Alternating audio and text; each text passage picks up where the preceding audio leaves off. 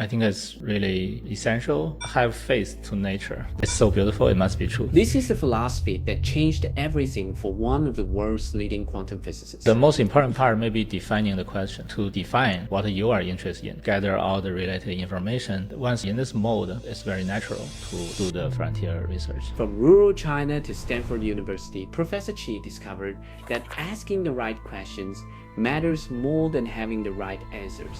I was born in countryside, in a village in northeast China. The material life is really different, but you feel like a lot of parts of the modern life, they're not really so essential. Growing up in poverty taught him what truly mattered. At 16, he became #1 in the Gaokao exam in his entire province, which had a population of 37 million people. There was a library, which was like something I didn't know existed when I was in my home. That's the time when I really just fall in love in physics. We are starting to realize that these very different phenomena in the extremely early universe, gravity and quantum mechanics work together. That's related to the very daily life things, like how you pour hot water to cold water. He's now unlocking the secrets that connect black holes to your morning coffee, using quantum computers to traverse wormholes and proving that the most beautiful series in physics must be true. Meet Dr. Xiaoliang Qi, a physicist entrepreneur who believes beautiful math must exist in nature. From a poor Chinese village to Stanford professor with 84,000 citations, his journey is remarkable. At 16, he was the top scorer in his province on China's national exam, blazed through Tsinghua University, and is now winning major physics prizes. But he's not just an academic. He's also revolutionizing scientific research as co-founder of Path Integral Technology, using AI to revolutionize scientific research through their platforms, txyz.ai and lucian.science. Today, we're exploring mind-bending physics that sounds like science fiction.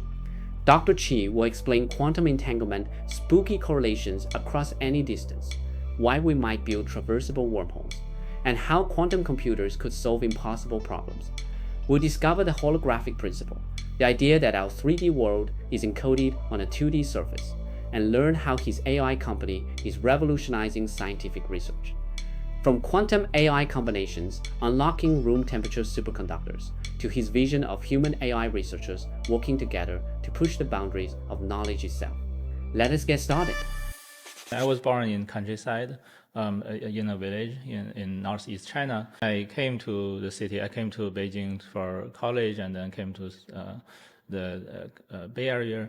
I feel like this kind of experience when I grow up in the countryside, in the village, taught me a lot about this what is important.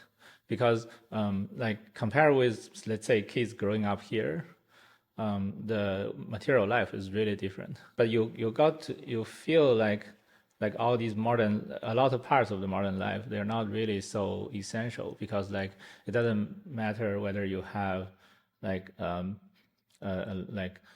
hot water at your home 24 hours or not, and all these things doesn't really matter, because when you learn the same kind of knowledge and got excited, and then so it's that kind of experience which I think it gives me some different angle when I look at the different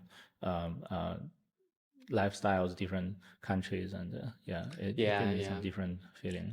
Yeah, what I hear you say is that you learn the first principle from the very young age, the first principle of life. And that's also very useful for many researching and also startup life as well. I realized that later you did great in the school. I heard you are ranked #1 in the whole Liaoning province. Was that? Yeah. Yeah. I went to that was a exam. province with more than 20 million population. Is that?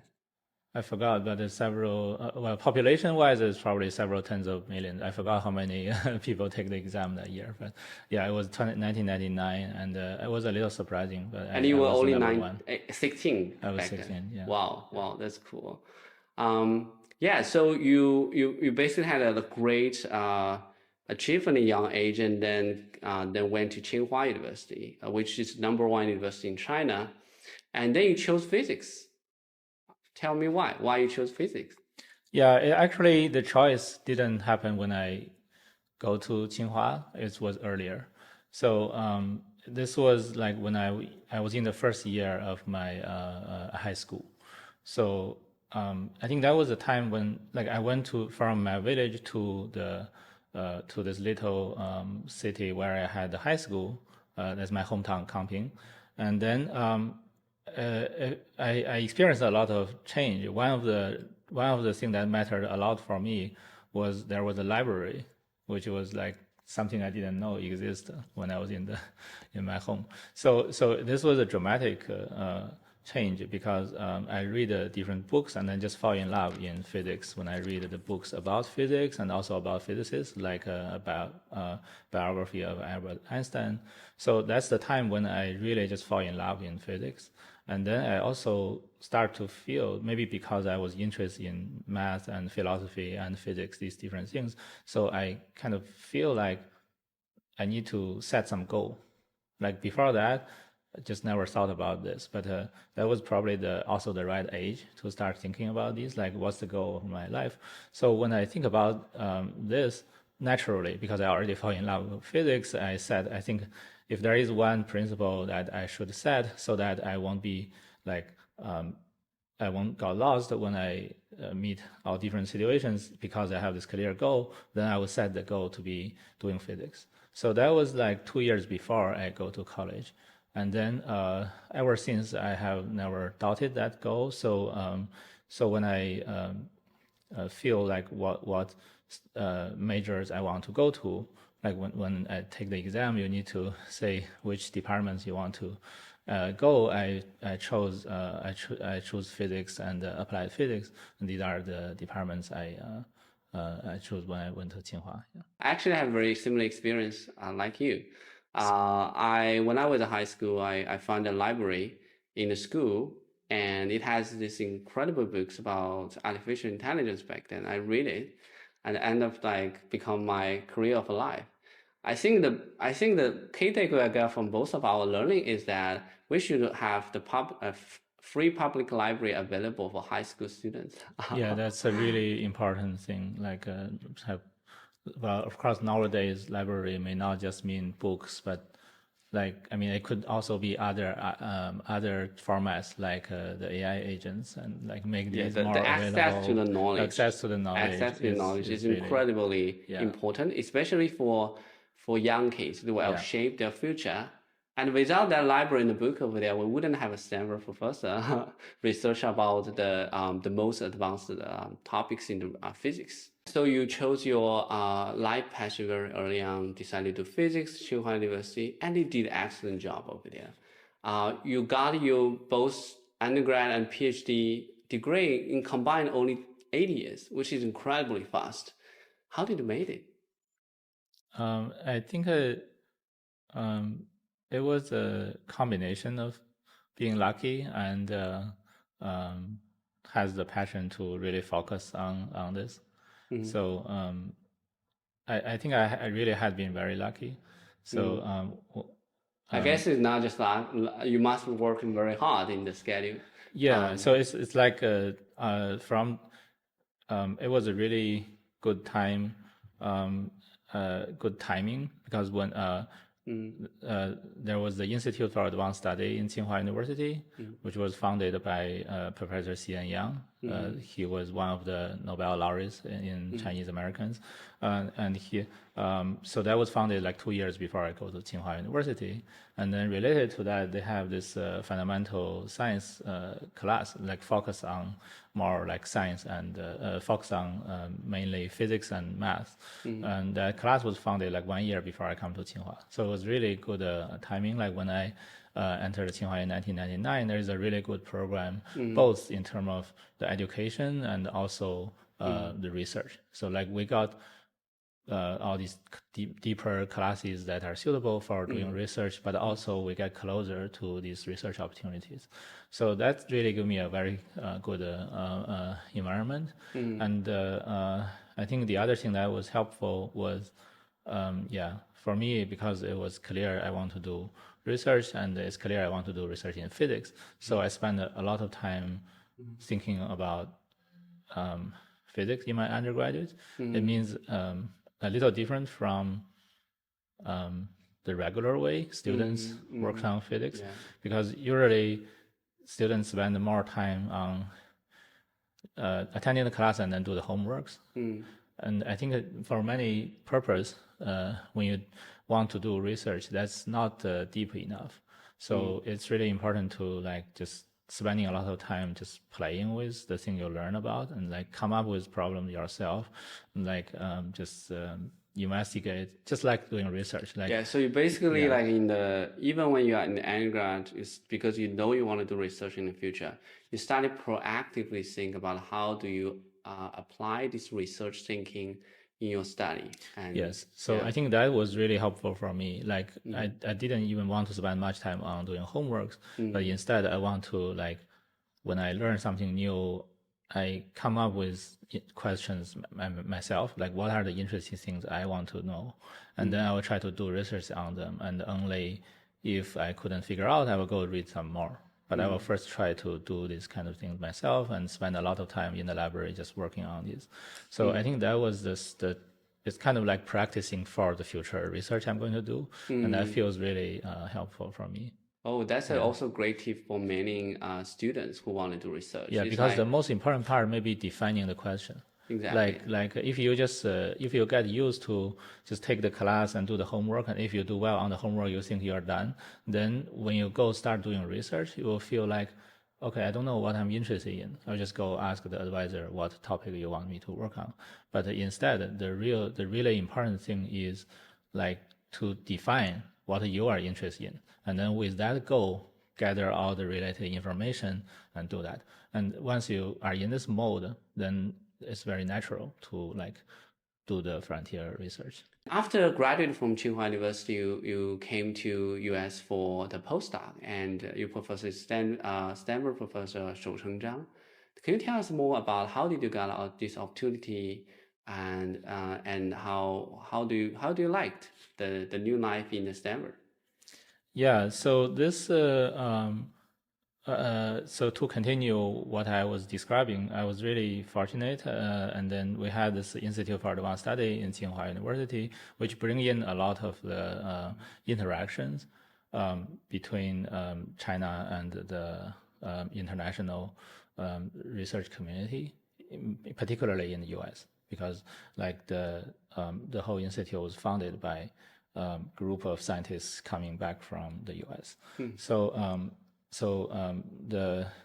That bring us as students a lot of opportunity to learn what are the new things happening, and among them, Professor Xiaoliang Qi was one of the physicists who often visit, and he's one of the leaders in the condensed matter physics, which is the physics research on all kinds of macroscopic phenomena like materials, like crystal, solid, and all these, and discovering new phases of matter. That was also what I work on. I was working on in the same field but for different topics, and then Xiaoliang certainly influenced me and many other young people at that time. He's very charismatic. Like the ideas he describing in his talks certainly had a lot of influence on me, and also these ideas inspired a group of people working in this new direction, later known as topological states of matter. So that's the thing that me as a student, it was a quite exciting time. It was a quite exciting like encounter. Like I had all these ideas I was thinking about, and some of them are related to this new direction. So this new direction hasn't been defined yet.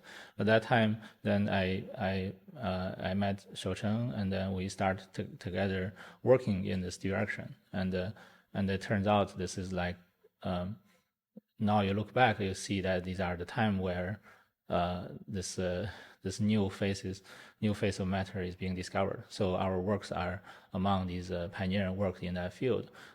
So that's how we started working on this already when I was a student, and then naturally I came as his postdoc here in 2007. Looks like your mentor Xiaoliang has played a very critical role in your career. I'm curious about what is the biggest impact he has on you outside the physical research.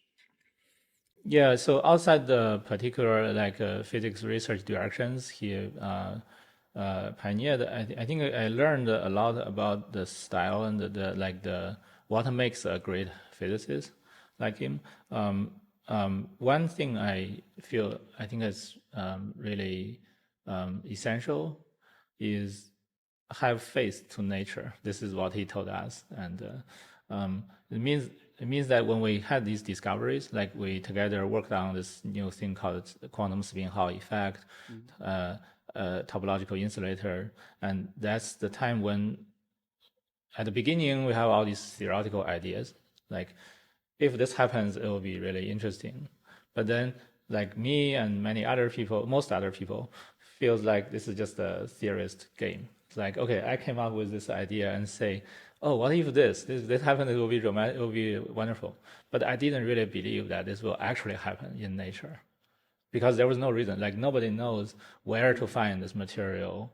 Like, is this just our made up story, or is it like actually happening in a real material?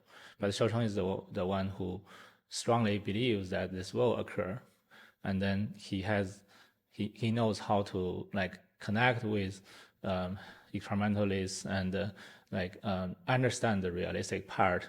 But that's all driven by his belief that this thing is so beautiful, it must occur in nature. And this Yeah. this thing just this is the key thing that later when I asked him, like at that time we didn't know whether this will work. How do you know this will be the right direction? Like he doesn't just convince me; he convinced many people to work on this, and that's how this field gets started. And then his summary is have faith to nature. Basically, it means like it's so beautiful, it must be true. Have a face to nature is actually is it such a good sentence to describe about the instinct that Shouchen and you have about a lot of the physics theory and the the phenomena like behind it.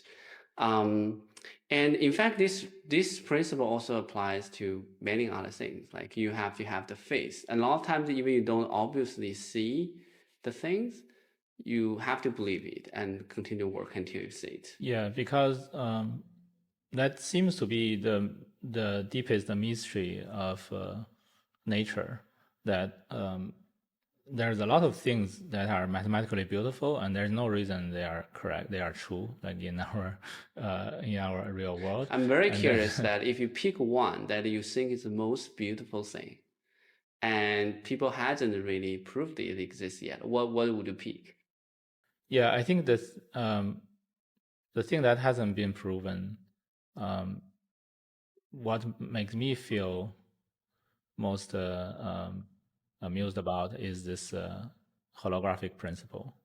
It means that um, this relation between information and the space-time, and like why there's certain things like area of the black hole, which is related to concepts like entropy, which is counting how many uncertainties is in a system. But this is like the one example where we don't know for sure that's true, but there are so many evidence seems to suggest this is true, and it's kind of very surprising.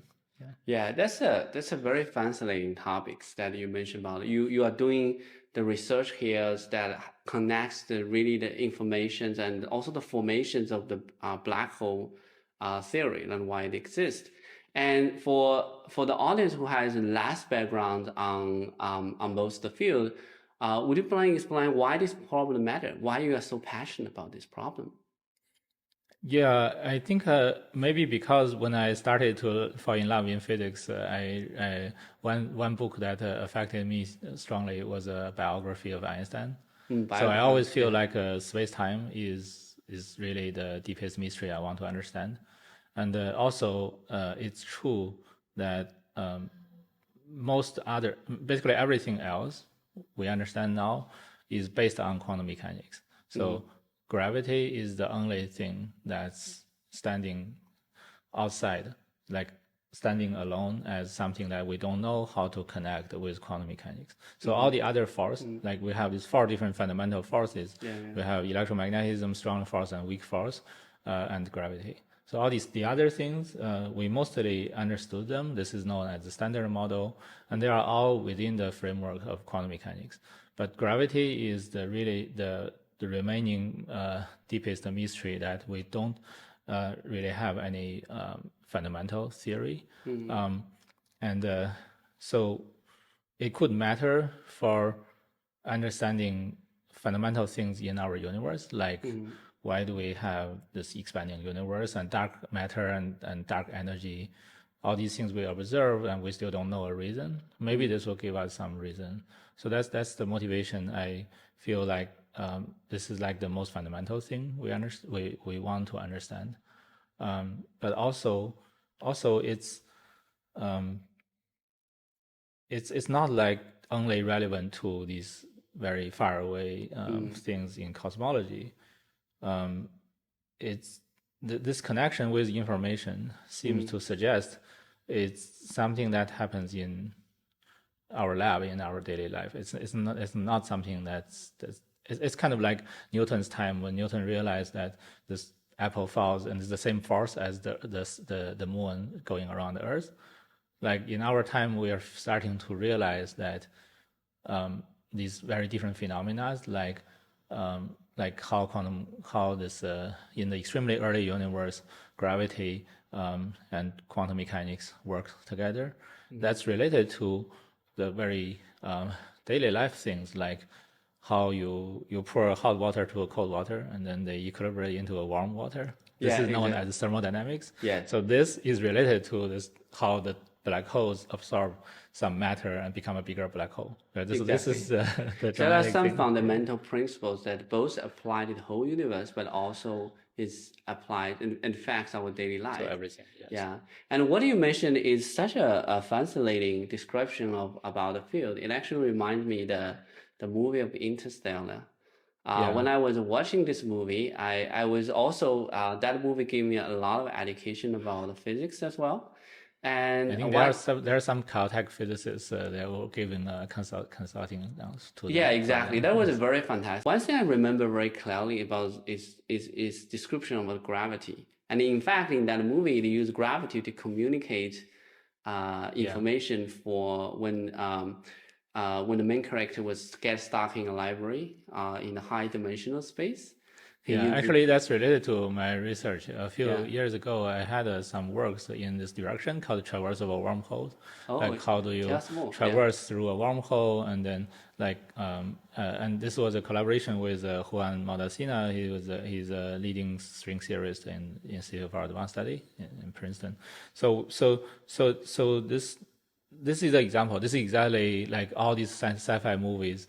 The central concept that people are interested in is this like how do you go to the past, or like how do you travel through space-time using this wormhole. And then it was known to be not possible unless you have negative energy. And then if you have negative energy, you could like go create a wormhole, and then you can go to some other part of the universe effectively much faster than just traveling there, right? So that's or traveling to the past.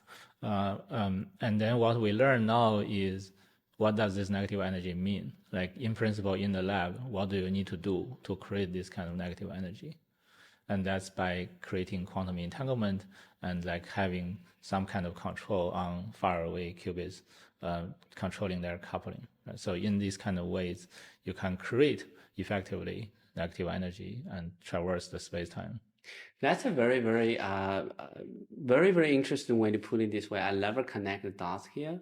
But I think you're right. People are very fascinated about this gravity and this concept is because it's a way to transport, either travel through time or to transport information through the wormhole. And you mentioned about another interesting concept is that like in order to do that, you need to create a negative energy on that. And that ties to the quantum entanglement, which is another research you did. I wonder if you could give some like very simple example about what is a quantum entanglement for for our audience who might have less background of the theoretical physics? Yeah, quantum entanglement is a format of correlation that's unique to quantum systems, but roughly you can understand it as like if we hold a pair of, let's say, a quantum version of a coin, then they are in an entangled state, which means we put two coins in two boxes, and you take one and I take the other. And then when you open the box, I don't know which one I will see. Is it up or down? Or is it like one side or the other side? And when you open it, you also don't know which one you will see. But then when we come back and check our results, we always find that they agree. We always find that it's up, or down. And that is an example of a correlation. And then in the quantum case, it's like the difference from classical mechanics is, these quantum systems, their state depends on your observation. Right? So it's like, if you don't look at it, it's in some kind of quantum state. When I open the box, I see it. And then it depends on how I open the box. I could see up, down, or I could see like left, right. But if I see left, right, and you are also observing in the left, right, you will see they are also perfectly correlated. So in that sense, it's a little different from the coin, because the coin is like, it lays in the box, it's already decided to be this way or this way. Right? So the quantum thing is like, the state depends on your observation, but this correlation remains perfect. That's the quantum entanglement. Yeah, that's a very great example about for the quantum entanglement. Basically, there's two like two observations you have that they will be correlated regardless of their distance, even if they are very, very far away. They always have this correlation. Either they always be opposite to each other, or they always be the same. Yeah. Always be the same. It's an interesting kind of correlation which does not allow you to send a signal. Like, it's not like I can look at my coin and determine and like influence what happens in your side. If that happens, it's going to be like a signal propagation faster than the speed of light. Based on Einstein's theory, nothing can move faster than the light speed. And like you mentioned, that this type of phenomenon, regardless of how far away they are, they always be correlated. And so this kind of, in fact, is traveled faster than light speed in some senses. So it's not nothing traveled from my side to your side. It's like a correlation that, like, somebody can prepare and then send it to us. And then if we want to know that correlation occurs, we have to come back together and check. So it's something that is not a signal that sent from me to you, but it's a resource. It's like we share this, and then we can use it for all these fancy things like quantum communication. Like I can use this as resource to send an encrypted message to you so that no one else can see. So you can think of this entanglement as like a phone line. Right? Yeah, like there exactly. is this phone line. The line itself will not lead to a faster speed of propagation, but it's a resource we can use for better communication. Yeah, you put it in a great way. That so it doesn't mean that we are allowing information travel faster than light speed, but it's a resource that we can use to solve some problems. You briefly mentioned about the quantum communications, which you can use this to do the encoding, the informations and decoding. Would you among these, what are the most exciting applications that you are interested in? There's a lot of progress in recent years in this direction of quantum communication and quantum computing. Like, we have thousands of qubits now. Qubits is like this fundamental coin that we're talking about. So there's a lot of progress, and I think the most exciting thing is actually in near term, the most exciting thing will be using these quantum systems, the quantum computers, to understand the physics itself. So like before, is maybe in future it's going to have more realistic applications, like replacing some things in our daily life computer, or decode the encryptions. But I think before that, it's going to be really useful for understanding quantum systems themselves. Like we have these theories about how to create a wormhole by doing these and these in these particles. And then these quantum computers could allow us to really test these kind of theories and really let us understand quantum phenomena, like how do you get a better superconductor? Right? How do I make a better superconductor material that could maybe allow us to do this superconductivity and like magnetic leviation, all these things at room temperature. That's one example of something we can do if we understand better quantum systems. So this could be probably the first kind of applications we see for all these new quantum technologies. Yeah, exactly. What I hear you say is that using the quantum computers to understand a lot of physics problems, that might be a very exciting field. Yeah. And you mentioned about a very, very interesting and hot topic, which is quantum computing. Like everyone, I think in Silicon Valley is talking about it. Other than AI, I think quantum computing is also a super hot topic. And there's already some quantum computers that has been made by Google and by some startups.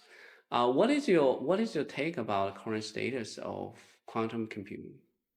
Yeah, actually, I co-organized a conference in February in Aspen about this topic of AI plus quantum. So these two directions, this quantum computing and AI, is coming together. So like I'm co-organizing another conference that's longer next year in Santa Barbara. So so quantum, I think as I mentioned, I think quantum computing there has been a lot of progress experimentally in the past 10 years. We see from tens of qubits to thousands of qubits, the qubits are having higher and higher quality. Why it matters? Why it matters that the quantum computers have more qubits? Because we need, it's like a classical computer, we need these memories to be certain size. We need a CPU to have certain speed. So basically, before having the CPU, we need to have this enough bits to act on, right? We have like, we have maybe 100 gigabits, 1,000 gigabits now on our hard drive. So in quantum computer we need also these kind of things, and also quantum systems are pretty fragile. Like they can, you want to isolate them really really well with the environment, otherwise they're going to basically decay back to classical. So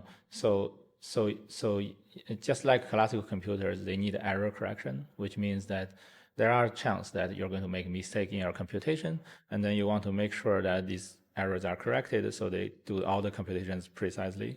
And in order to do that, you need many more qubits. You need millions of qubits in order to do computations on thousands of qubits precisely.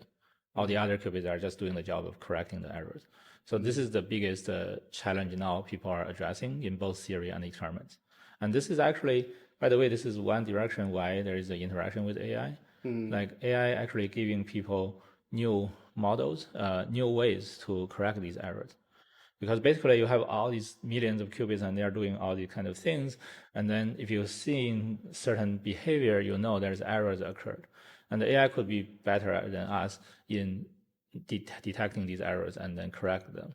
So this combination of quantum and AI is actually leading to a lot of progress now. So what I hear you say is that like these quantum computers, there are some fundamental principles similar to like computers. Like there's way you need to store the information. In a traditional computer, you store it 0 or 1, and each time is either 0 or 1. So it has more robust, like it's more robust because of that. But the quantum computer, like each of the bit is stored in like multiple states simultaneous together. It's like superposition. It's superpositions on top of it. It's like it's basically a controlled physical processes and do some processing on it. It become another processes. Versus in the traditional computer, it's like simulation. You have a processes that simulate it as zeros and ones, do it and turn it back into the physical process, which is like highly lossy processes. So that's the reason why quantum computing can be fast, because it's not trying to do simulation, it's just directly the physical processes. So it's fast. The downside for that is it's very error prone, because there's like all this superposition happen in different states. It's very error prone. And so we need a lot of qubits. to do the error checking, and that's the reason why the number of qubits matters.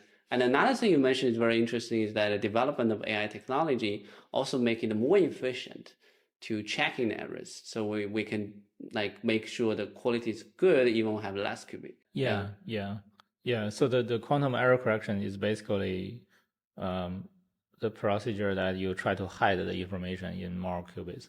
And then like if these different states you're using for your computation, if they can't be distinguished from each other, then they are safe. Otherwise, this superposition may be destroyed. So, and then the AI is basically helping you to identify any symptom that shows that you go out of that secure place. Like you're not hiding your secret well, then I'm going to put you back to that secure part. So it's like a kind of like decoding processes using AI. Yeah, there are different parts you can use AI, like identifying the errors, correcting the error, decoding.